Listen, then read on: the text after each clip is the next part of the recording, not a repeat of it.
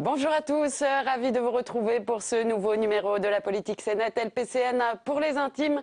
C'est aussi le hashtag pour commenter l'émission. Toutes les semaines, avec ma bande de gazouilleurs, je décortique l'actu politique version numérique.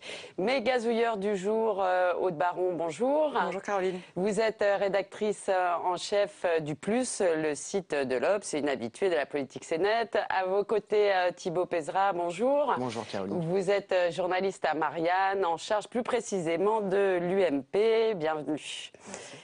Sarkozy, président, pas candidat officiellement, mais président de l'UMP. Une élection qui s'est déroulée par un vote électronique qui a tourné au cyberfiasco. Une campagne à grands coups de meetings, mais aussi sur les réseaux sociaux. Malgré un match plié d'avance, Mariton, Le Maire, les deux candidats malheureux au poste, n'auront eux non plus pas ménagé leurs efforts sur le terrain et sur le net. Et Juppé, candidat à la présidentielle, occupe lui aussi le terrain numérique. L'UMP à la sauce 2.0. Thibaut, donc le revoilou, Nicolas Sarkozy, officiellement président de l'UMP.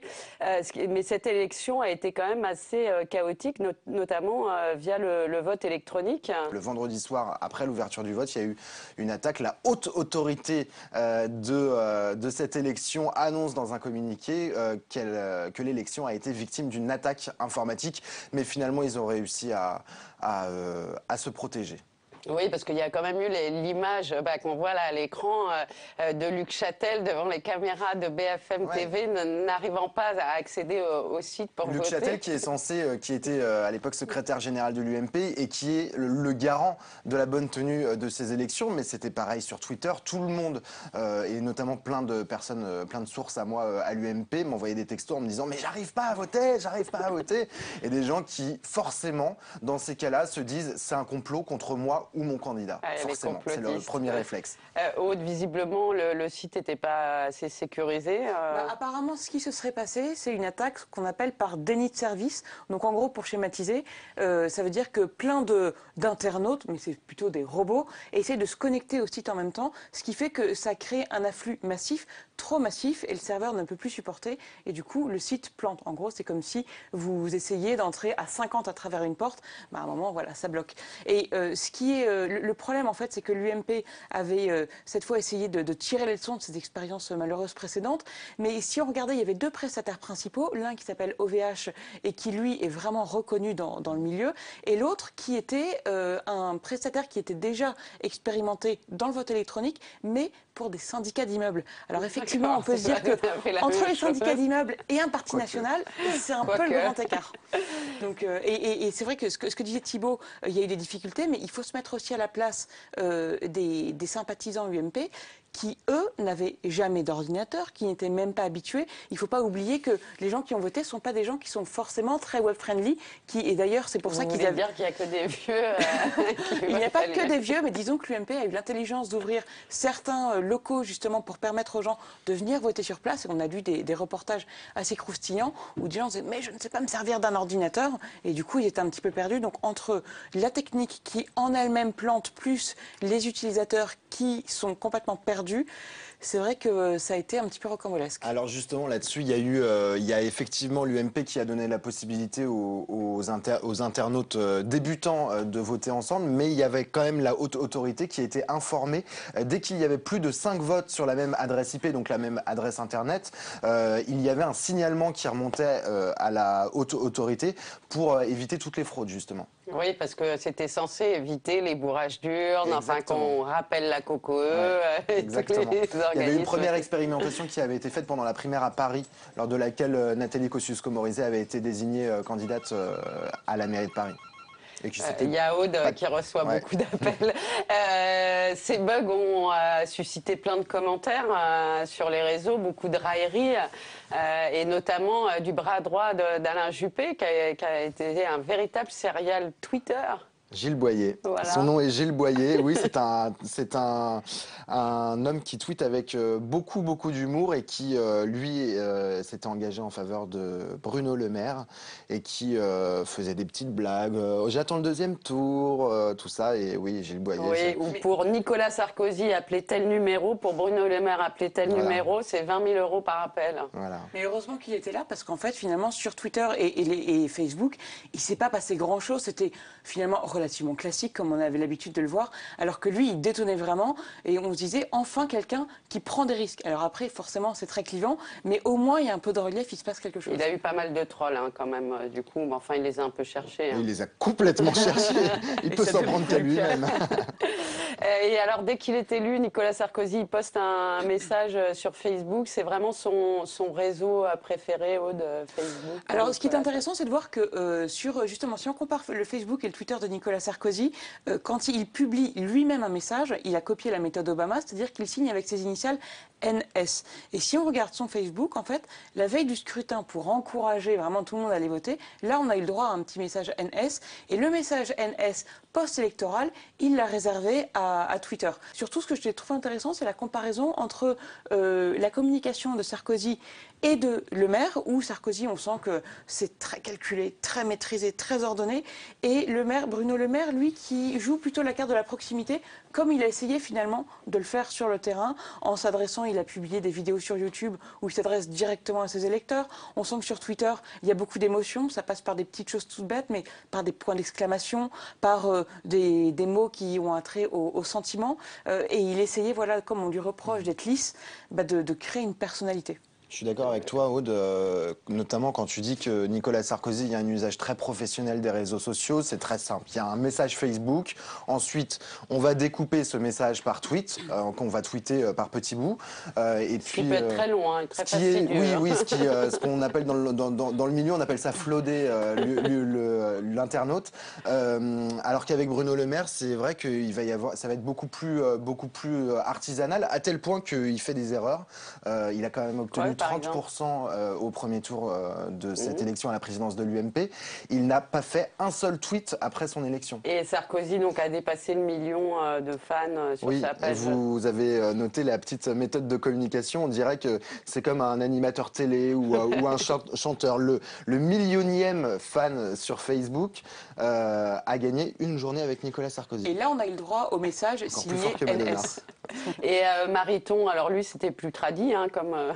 Ah oui, tradit, voire complètement inexistant. Non, j'exagère un petit peu, mais c'est vrai que Mariton n'avait pas eu du tout une stratégie numérique en vue de cette élection. Mariton, il était sur un travail de terrain, donc il se vantait sur tous les plateaux de télé de dormir chez l'habitant dès qu'il faisait un meeting.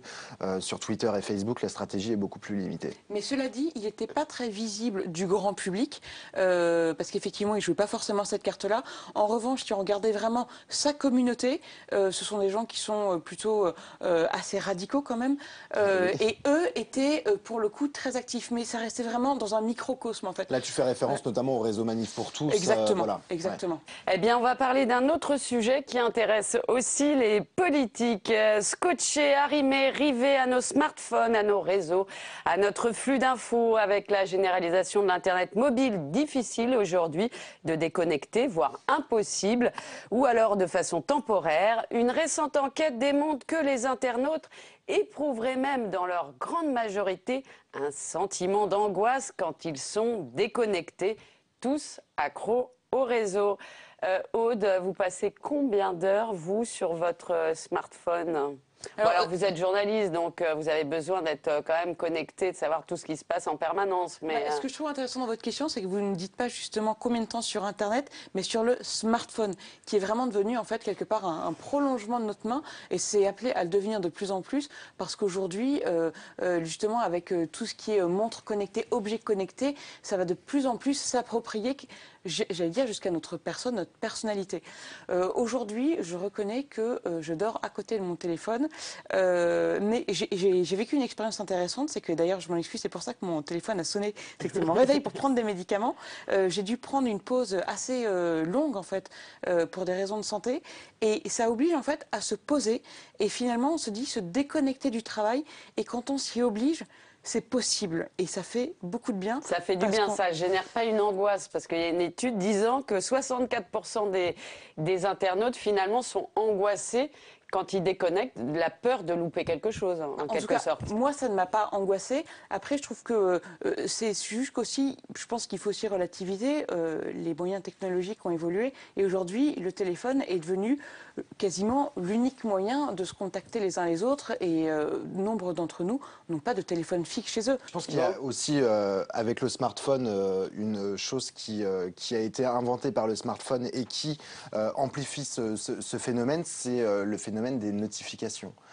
Aujourd'hui, on ne va pas seulement à notre smartphone, c'est le smartphone qui va à nous. Il vibre, tout ça. Pour le moindre truc sur Twitter, sur Facebook, on nous envoie un message, on commente une photo de nous sur Facebook, tout ça.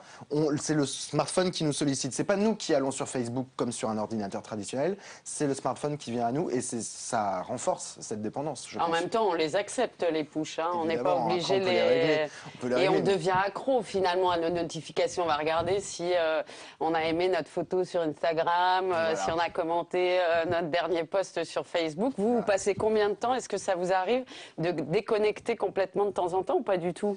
Ça m'arrive quand je pars en vacances à l'étranger et que j'ai pas de 3G. Voilà. Uniquement?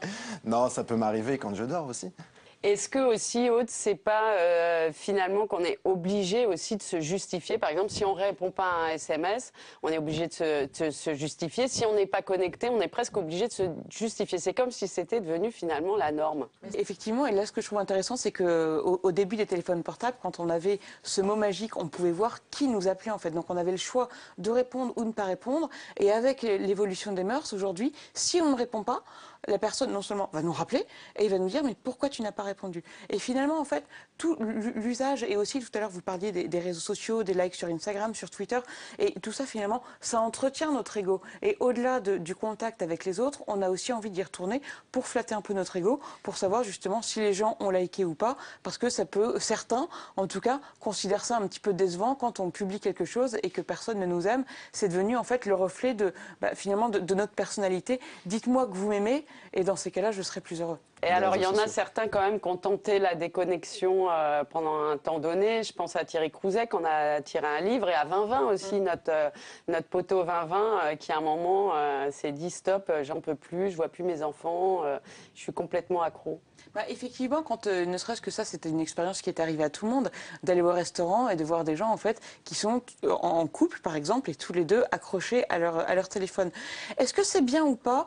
Moi, je serais tentée de dire il y a des nouveaux moyens de communication et en fait, c'est juste différent. Les réseaux sociaux et du coup le téléphone portable, c'est aussi un magnifique moyen d'être hyper connecté, de rencontrer beaucoup de gens. Et je pense que Twitter et Facebook, certains vont dire ça isole les jeunes derrière ce discours un peu cliché.